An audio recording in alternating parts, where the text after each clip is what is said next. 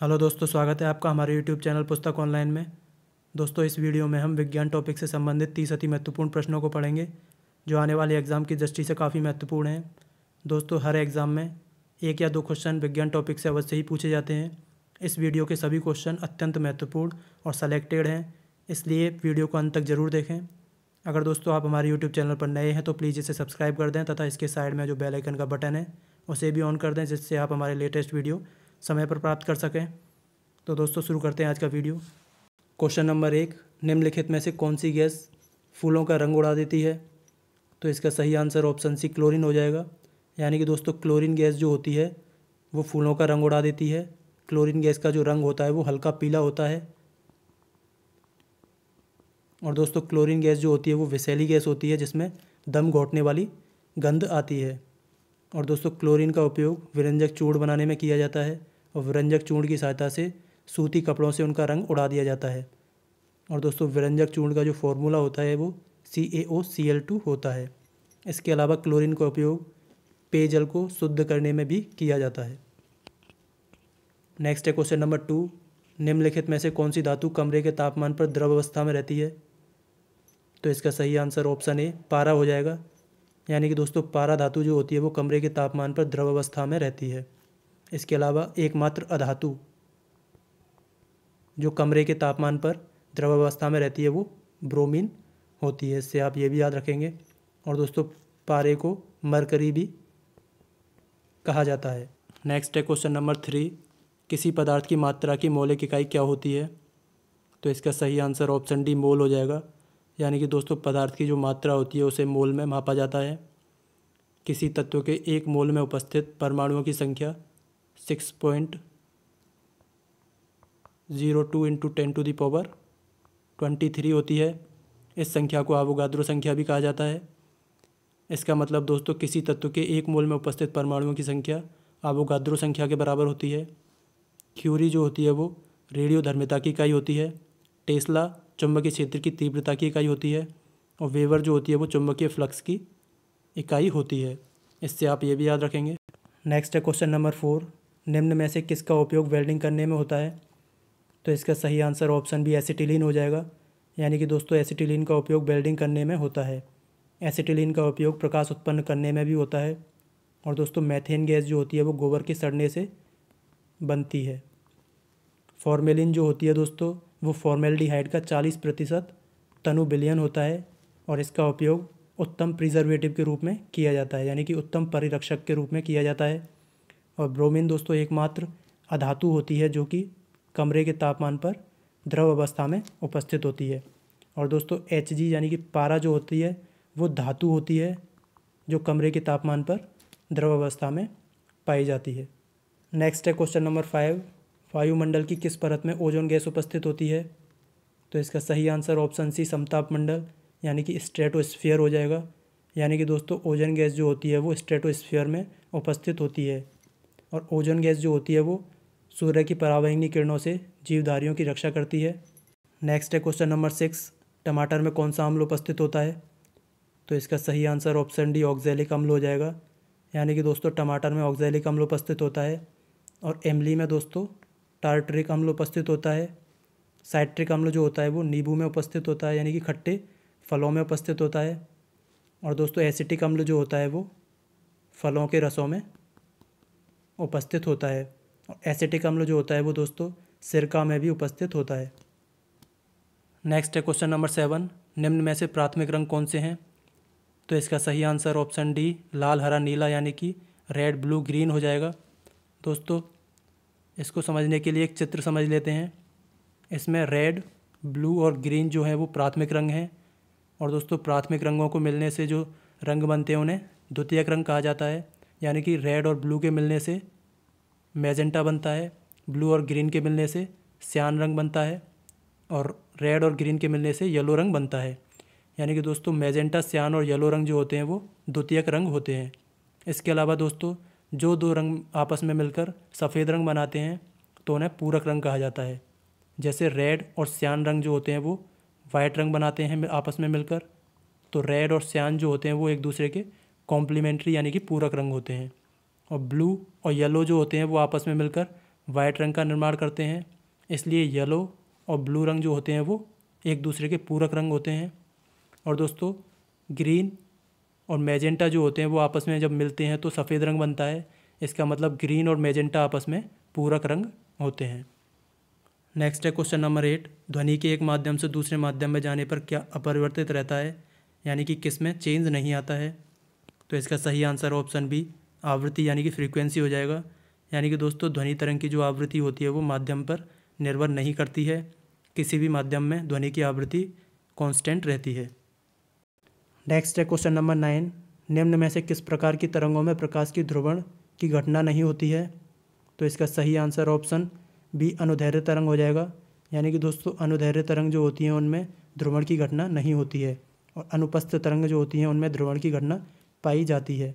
अनुप्रस्थ तरंग के अंतर्गत प्रकाश तरंग आती है और अनुदैर्ध्य तरंग के अंतर्गत ध्वनि तरंग आती है।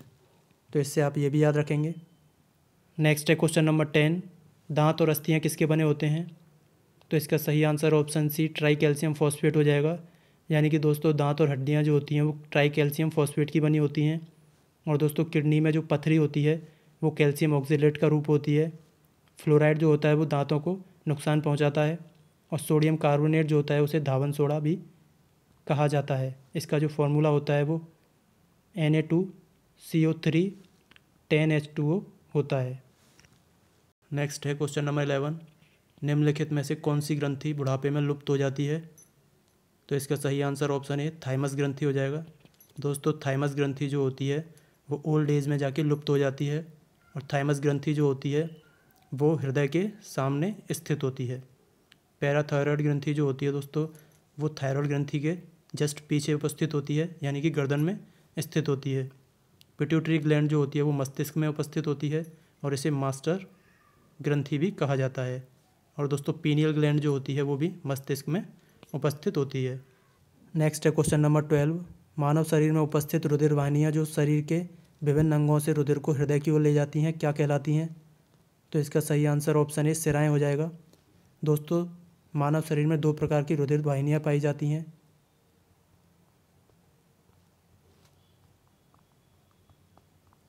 एक वे रुधिर वाहिनियाँ जो अंगों से रुधिर को हृदय तक पहुँचाती हैं, शिराएँ कहलाती हैं। और दोस्तों एक वे रुधिर वाहिनियाँ जो हृदय से रक्त को अंगों तक पहुँचाती हैं वो धमनियाँ कहलाती हैं। दोस्तों शिराओं में अशुद्ध रक्त यानी कि CO2 युक्त रक्त बहता है, और दोस्तों धमनियाँ जो होती हैं उनमें शुद्ध रक्त यानी कि ऑक्सीजन जनित रक्त प्रवाहित होता है। दोस्तों धमनियों में एक अपवाद स्वरूप धमनी है जिसे फुफ्फुसीय धमनी भी कहा जाता है, उनमें अशुद्ध रक्त प्रवाहित होता है। और दोस्तों सिराओं में भी एक अपवाद स्वरूप सिरा है जिसे फुफ्फुसीय सिरा कहा जाता है, उनमें शुद्ध रक्त प्रवाहित होता है। तो इससे आप ये भी याद रखेंगे। नेक्स्ट है क्वेश्चन नंबर 13, निम्नलिखित में से कौन सरीसृप वर्ग यानी कि रेप्टिलिया वर्ग में नहीं आता है। तो इसका सही आंसर ऑप्शन डी, खरगोश हो जाएगा। यानी कि दोस्तों खरगोश जो होता है वो रेप्टिलिया वर्ग का जंतु नहीं होता है। इसके अलावा कछुआ, मगरमच्छ और छिपकली ये तीनों रेप्टिलिया वर्ग के जंतु होते हैं। दोस्तों रेप्टिलिया वर्ग में वो जंतु आते हैं जो ज़मीन पर रेंग कर चलते हैं। इसके अलावा दोस्तों खरगोश जो होता है वो स्तनधारी के अंतर्गत आता है, यानी कि मैमल्स के अंतर्गत आता है। खरगोश के अलावा मानव, ब्लू व्हेल मछली ये दोनों भी मैमल्स के अंतर्गत आते हैं। नेक्स्ट है क्वेश्चन नंबर 14, निम्न में से कौन सबसे छोटा पक्षी है। तो इसका सही answer option B, hummingbird हो जाएगा। यानी कि दोस्तों हमिंग बर्ड जो होता है वो सबसे छोटा पक्षी होता है, और सबसे बड़ा पक्षी जो होता है वो शुतुरमुर्ग होता है।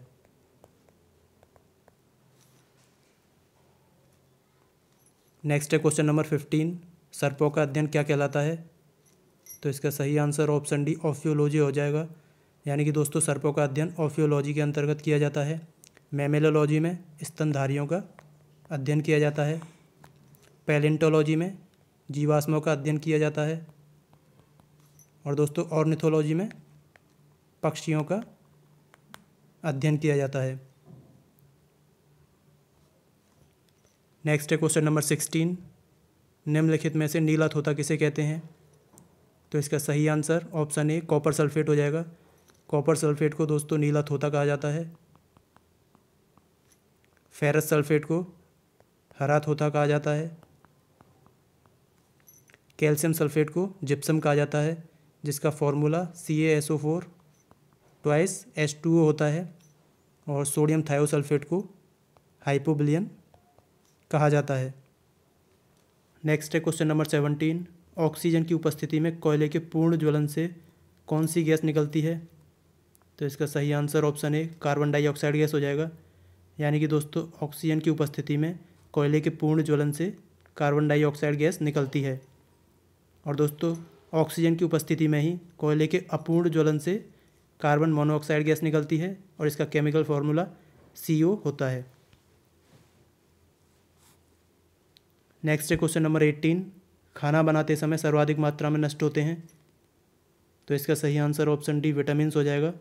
यानी कि दोस्तों खाना बनाते समय सर्वाधिक मात्रा में विटामिन्स नष्ट होते हैं और विटामिन C जो होता है वो सब्जियों को धोने से तथा सब्जियों को गर्म करने से नष्ट हो जाता है। नेक्स्ट है क्वेश्चन नंबर 19। धूप के चश्मे बनाने में किस कांच का उपयोग किया जाता है? तो इसका सही आंसर ऑप्शन बी क्रुक्स कांच हो जाएगा। यानी कि दोस्तों धूप के चश्मे बनाने में क्रुक्स कांच का उपयोग किया जाता है। और पायरेक्स कांच जो होता है उसका उपयोग प्रयोगशाला में उपकरण बनाने में किया जाता है और फ्लंट कांच का उपयोग लेंस बनाने में किया जाता है। तो इससे आप ये भी याद रखेंगे। नेक्स्ट है क्वेश्चन नंबर 20। कौन सा ऐसा पहला कार्बनिक पदार्थ है जिसे प्रयोगशाला में बनाया गया था? तो इसका सही आंसर ऑप्शन बी यूरिया हो जाएगा। यानी कि दोस्तों यूरिया ऐसा पहला कार्बनिक पदार्थ है जिसे प्रयोगशाला में बनाया गया था और इसे वोलन नामक वैज्ञानिक ने अमोनियम साइनेट से बनाया था। यूरिया का जो केमिकल फार्मूला होता है दोस्तों वो NH2CO NH2 होता है और इसमें नाइट्रोजन की जो प्रतिशत मात्रा होती है वो 46% होती है और यूरिया को उर्वरक के रूप में भी यूज़ किया जाता है। नेक्स्ट है क्वेश्चन नंबर 21। गाड़ियों के इंजन में हवा और पेट्रोल का मिश्रण बनाने के लिए किसका प्रयोग किया जाता है? तो इसका सही आंसर ऑप्शन ए कार्बोरेटर हो जाएगा। यानी कि दोस्तों इंजन में हवा और पेट्रोल के निश्चित अनुपात में मिश्रण बनाने के लिए कार्बोरेटर का उपयोग किया जाता है। और स्पार्क प्लग जो होता है वो केवल पेट्रोल इंजन में पाया जाता है। स्पार्क प्लग का प्रमुख कार्य एयर और फ्यूल के मिश्रण को इग्नाइट करना होता है और स्पार्क प्लग केवल पेट्रोल इंजन में उपस्थित होता है, इसलिए इसे SI इंजन भी कहा जाता है। यानी कि स्पार्क प्लग इग्निशन इंजन। और दोस्तों डीजल इंजन जो होते हैं उनमें स्पार्क प्लग नहीं पाया जाता है। उनमें एयर और फ्यूल का जो मिक्सचर होता है उसे पिस्टन के कंप्रेशन के द्वारा इग्नाइट किया जाता है। कंप्रेशन के कारण इग्निशन होने के कारण डीजल इंजन को CI इंजन भी कहा जाता है, यानी कि कंप्रेशन इग्निशन इंजन। तो इससे आप ये भी याद रखेंगे कि पेट्रोल इंजन को SI इंजन कहा जाता है और डीजल इंजन को CI इंजन भी कहा जाता है।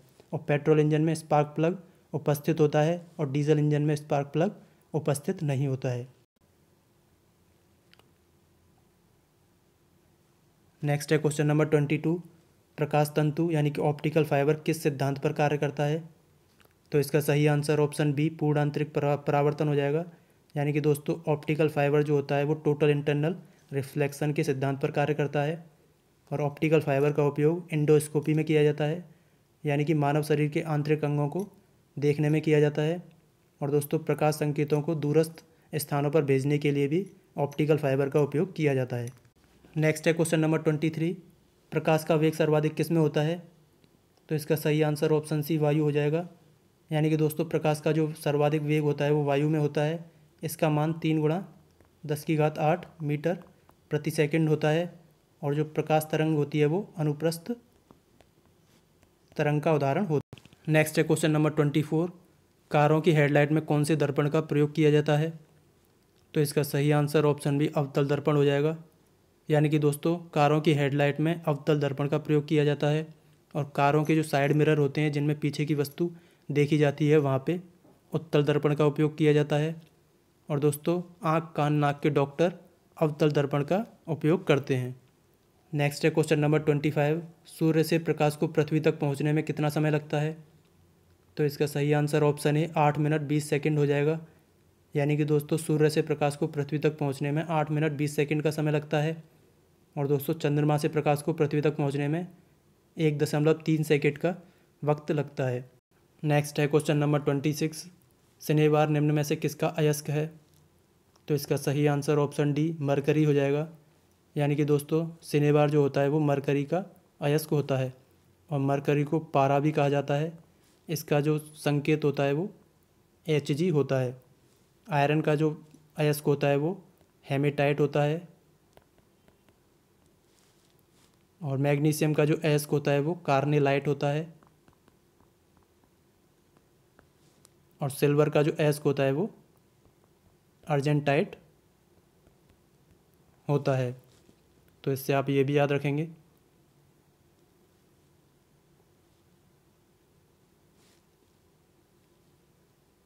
नेक्स्ट है क्वेश्चन नंबर 27, कौन सा एक क्रिस्टलीय यौगिक है जो शर्करा की जगह कृत्रिम स्वीटनर के रूप में प्रयोग में लाया जाता है? तो इसका सही आंसर ऑप्शन सी सैकरीन हो जाएगा। यानी कि दोस्तों सैकरीन का उपयोग कृत्रिम स्वीटनर के रूप में किया जाता है। सैकरीन का उपयोग कोल्ड ड्रिंक्स बनाने में भी किया जाता है और सैकरीन की अत्यधिक मात्रा लेने से कैंसर की संभावना बढ़ जाती है। नेक्स्ट है क्वेश्चन नंबर 28, निम्नलिखित में से किसे रणनीतिक धातु यानी कि स्ट्रेटेजिक मेटल भी कहा जाता है? तो इसका सही आंसर ऑप्शन ए टाइटेनियम हो जाएगा। यानी कि दोस्तों टाइटेनियम धातु को रणनीतिक धातु भी कहा जाता है क्योंकि इसका उपयोग रक्षा उत्पादन में किया जाता है। नेक्स्ट है क्वेश्चन नंबर 29, मनुष्य के मस्तिष्क का औसत भार कितना होता है? तो इसका सही आंसर ऑप्शन डी 1400 ग्राम हो जाएगा। यानी कि दोस्तों मनुष्य के मस्तिष्क का जो औसत भार होता है वो 1400 ग्राम होता है और एक वयस्क शरीर के हृदय का जो वजन होता है वो लगभग 300 ग्राम होता है तथा एक वयस्क शरीर में जो ब्लड की मात्रा होती है वो लगभग 5 से 6 लीटर होती है। नेक्स्ट है क्वेश्चन नंबर 30, भोजन करते समय भोजन को श्वास नली में जाने से कौन रोकता है? तो इसका सही आंसर ऑप्शन ए एपिग्लोटिस हो जाएगा। यानी कि दोस्तों एपिग्लोटिस का प्रमुख कार्य भोजन को श्वास नली में जाने से रोकना होता है। गले के अंदर 2 पाइप होते हैं। एक फूड पाइप होता है जिसके थ्रू किया गया भोजन पेट तक पहुंचता है। दूसरा पाइप विंड पाइप होता है जिसके थ्रू ली गई ऑक्सीजन फेफड़ों तक पहुंचती है। विंड पाइप को श्वास नली या फिर ट्रैकिया भी कहा जाता है। और दोस्तों एपिग्लोटिस जो होता है वो श्वास नली के ऊपर एक ढक्कननुमा संरचना होती है। नॉर्मल कंडीशन में दोनों पाइप खुले रहते हैं, परंतु जब हम भोजन करते हैं और भोजन को निगलते हैं तो उस समय एपिग्लोटिस जो होता है वो श्वास नली को ढक लेता है जिससे किया गया भोजन फूड पाइप में ही जाए, ना कि विंड पाइप में। और दोस्तों खाना खाते समय पूरे समय एपिग्लोटिस श्वास नली को ढक के नहीं रखता है, केवल निगलते समय ही एपिग्लोटिस श्वास नली को ढक के रखता है। और दोस्तों कई बार बोला जाता है कि खाते समय बात नहीं करनी चाहिए क्योंकि बात करने से एपिग्लोटिस के खुलने का खतरा बना रहता है और भोजन की श्वास नली में जाने का खतरा बना रहता है। दोस्तों आशा करते हैं आपको ये वीडियो पसंद आया होगा। अगर आपको ये वीडियो पसंद आया है तो इसे लाइक करें, कमेंट करें तथा ज़्यादा से ज़्यादा शेयर करें। अगर दोस्तों आप हमारे यूट्यूब चैनल पर नए हैं तो प्लीज़ इसे सब्सक्राइब कर दें तथा इसके साइड में जो बेल आइकन का बटन है उसे भी ऑन कर दें जिससे आप हमारे लेटेस्ट वीडियो प्राप्त कर सकें। तो दोस्तों मिलते हैं नेक्स्ट वीडियो में, तब तक के लिए धन्यवाद।